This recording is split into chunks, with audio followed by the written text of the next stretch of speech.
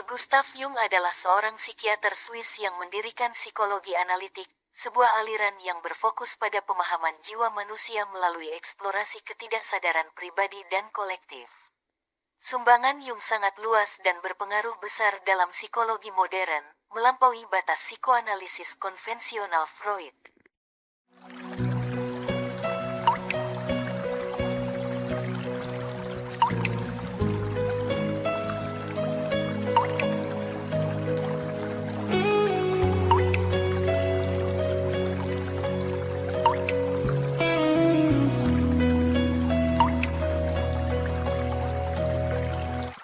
Carl Gustav Jung lahir pada tahun 1875 di Turgo, anak dari Paul Jung, seorang pendeta pedesaan miskin di gereja reformasi Swiss, dan Emily Preisfer, seorang wanita melankolis yang mengaku dikunjungi roh-roh di malam hari. Apa yang terjadi pada diri ibunya itu yang membuat Carl Jung tertarik pada okultisme karena ia melihatnya sebagai ekspresi simbolis dari alam bawah sadar kolektif. Jung mempelajari fenomena paranormal untuk memahami struktur jiwa manusia, arketipe, dan konsep sinkronisitas. Latar belakang pendidikan Carl Jung adalah seorang psikiater. Di tempat prakteknya, yaitu Rumah Sakit Jiwa Burgosli, Jung telah mencetuskan berbagai teori dan konsep psikologi sebelum dia bertemu Sigmund Freud. Berikut teori atau konsep psikologis dari Jung sebelum bertemu dengan Freud. Pertama, asosiasi kata. Jung menggunakan 100 kata stimulus dan mengukur waktu reaksi pasien. Jeda panjang atau gagal merespon adalah tanda adanya konflik emosional yang terpendam. Kedua, kompleks, yaitu muatan emosional yang kuat atau gangguan dari ingatan, perasaan, dan ide-ide. Kompleks ini ditemukan saat sesi asosiasi kata. Ketiga, Jung mengungkapkan teori kondisi psikologis tersembunyi seseorang lebih berpengaruh kepada penyakit skizofrenia. Saat itu pandangan medis hanya menganggap skizofrenia berasal dari kerusakan biologis. Keempat, adanya ketidaksadaran pribadi dan ketidaksadaran kolektif pada diri manusia.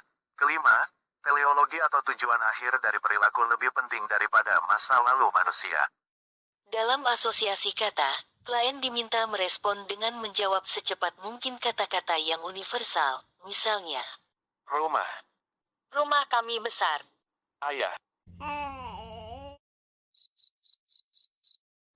Jeda yang panjang dan perubahan raut muka ini pasti menunjukkan adanya suatu kompleks atau gangguan. Carl Jung dan Eugen Bleuler berkolaborasi di Rumah Sakit Jiwa Burgosli. Bleuler adalah pembimbing Carl Jung saat berpraktek di rumah sakit itu. Bleuler adalah psikiater pertama di tahun 1908 yang memperkenalkan istilah skizofrenia, dan mendukung Jung menggunakan asosiasi kata untuk diterapkan kepada pasien skizofrenia. Banyak pasien yang kesulitan menanggapi kata-kata yang berkaitan dengan peristiwa traumatis, bahkan menunjukkan reaksi emosional seperti menangis dan marah. Bleuler mulai menyoroti fungsi pemisahan antara ingatan, pemikiran, dan persepsi dari pasien skizofrenia. Hal ini membuka jalan bagi pemahaman psikologis terhadap skizofrenia, bukan hanya faktor degenerasi otak semata. Hal itu diperkuat Carl Jung termasuk orang pertama yang mengemukakan pendapat mengenai faktor psikologis yang turut menyebabkan skizofrenia.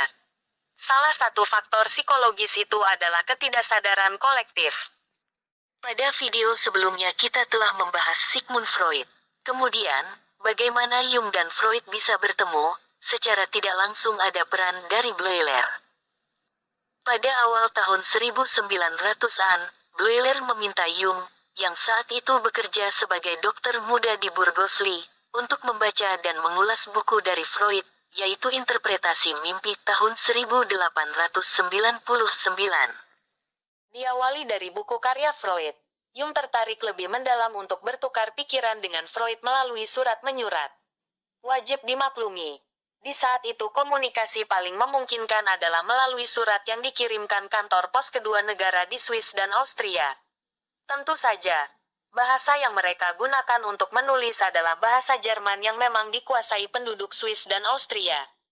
Ketertarikan Jung terhadap Freud terutama karena keduanya percaya ketidaksadaran sangat berpengaruh kepada perilaku dan kepribadian manusia. Sayangnya, Freud berpendapat bahwa libido manusia yang disembunyikan paling mendasari perilaku dan kepribadian. Jung tidak menampik bahwa pendapat Freud bisa dijadikan acuan, namun Jung berpendapat ada faktor yang lebih besar pengaruhnya, yaitu ketidaksadaran kolektif. Dari pengalaman Jung sendiri sewaktu bekerja sebagai psikiater, banyak pasien skizofrenia yang memiliki delusi bahwa dirinya seorang pahlawan atau nabi tidaklah mungkin berasal dari libido yang disembunyikan. Mereka ini ada yang berasal dari etnis atau bangsa yang berbeda-beda, namun bisa memiliki ketidaksadaran kolektif yang sama. Oleh sebab itu, Jung berpendapat ada ketidaksadaran yang diwariskan turun-temurun sejak manusia purba. Ada kemungkinan di masa modern, banyak produser film lebih memilih tema tentang sosok hero atau pahlawan karena sejalan dengan teori Jung tentang ketidaksadaran pada diri manusia untuk menyukai film tentang hero macam Robin Hood, atau superhero seperti Spider-Man. Sosok hero selamanya akan menjadi tema menarik untuk dijadikan cerita atau film karena sosok hero secara tidak sadar selalu dikagumi dan dicintai semua orang. Kita kembali ke hubungan Jung dan Freud.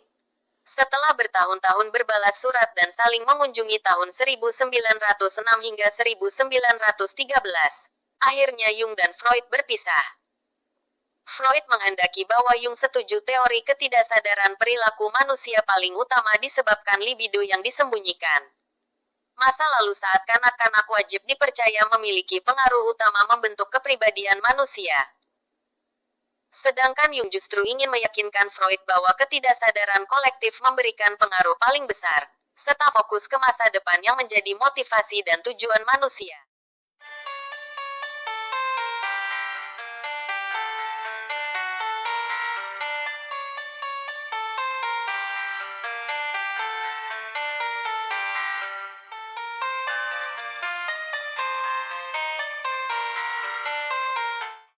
Sebelum perjumpaan dengan Freud, Jung sendiri telah mencetuskan konsep ketidaksadaran pribadi, yaitu lapisan alam bawah sadar yang terletak tepat di bawah kesadaran, berisi pengalaman individu yang terlupakan, ditekan, disembunyikan, atau diabaikan karena dianggap tidak penting atau bisa juga yang menyakitkan. Konsep ini jelas berbeda dengan Freud yang hanya lebih spesifik menekankan ketidaksadaran akibat menyembunyikan libido. Ketidaksadaran pribadi ini menurut Jung berada di lapisan atas, sedangkan ketidaksadaran kolektif ada di lapisan yang lebih dalam. Contohnya, seorang wanita punya ketidaksadaran kolektif berupa figur ibu yang sayang kepada anak. Namun, dia punya ibu yang sangat tegas. Dengan pengalaman hidup ini, sedikitpun dia tidak mau meniru pola asuh ibunya meskipun untuk kondisi tertentu perlu bersikap tegas terhadap anak. Di saat dia memiliki anak, dia justru malah selalu memanjakan anaknya dan berkebalikan dengan pola asuh ibunya dulu. Selain itu, menurut Jung ada pola dan simbol umum bawaan ketidaksadaran kolektif yang diistilahkan sebagai arketipe utama pada jiwa manusia. Pertama, persona. Kedua, bayangan. Ketiga, anima animus. Keempat, self atau diri. Persona adalah topeng sosial yang sering ditampilkan manusia supaya sesuai harapan masyarakat. Contohnya, seseorang yang sangat pelit terpaksa mau menyumbang di saat ada acara donasi di lingkungannya. Sedangkan bayangan adalah bagian gelap pada diri manusia yang disembunyikan yang biasanya berisi naluri, emosi atau kelemahannya.